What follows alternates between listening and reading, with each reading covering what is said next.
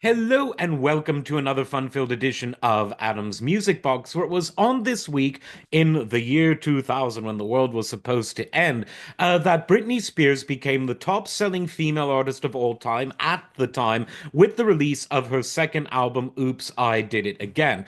Now, musically, I don't want to be cruel, but it was that bubblegum pop of the time. So we're not here to do a musical analysis of the album. It had some catchy hooks, catchy lyrics. People loved it. But what I want to talk about is how it proved the critics of Napster wrong, because the record industry actually reached its height during Napster's rise in 1999, 2000, and early 2001. It was only after Napster was sued out of existence by the record companies that the music industry began its long decline.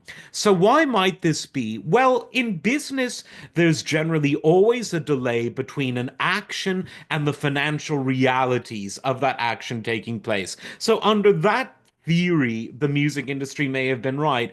Or we could say that Napster actually helped the music industry because people have a purchasing compulsion.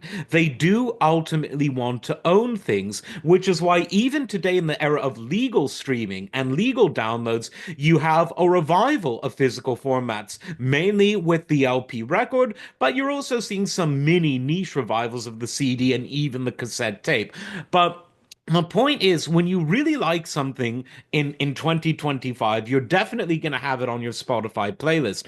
But you'll also perhaps go out and buy a special edition LP box set of it too. Because when you really like something, you want to literally invest in it. And buying a piece of physical media, especially if it's a special edition, has that gratification. And so, what Napster did, and a lot of people were saying this at the time, it wasn't replacing physical media so much as it was saying, look, if I like a song only a little, I'll download it and listen to it. But if I really like something, I'll download it and then go out and buy the album, which kind of sounds absurd.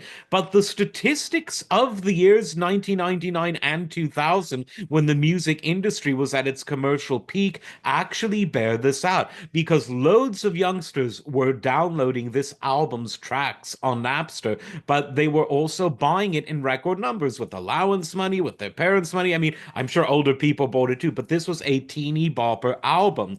And so, again, I go back to the fact that the music industry should have purchased Napster. They should have done an M&A deal. They should have worked with Napster, and they could have found out how to monetize it later. Because when there's a will, there's always a way, just about always with product monetization.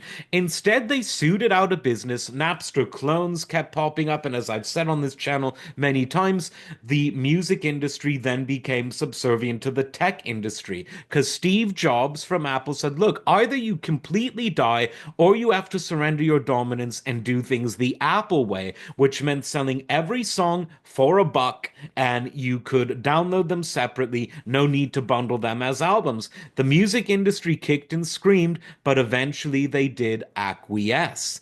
If only they had been working with Napster when this album was selling huge, rather than cooking their own goose, things could have been different. But maybe Britney and Steve Jobs got the last laugh after all. And that's the end of that chapter. As always, like, subscribe, and we'll see you next time. Take care.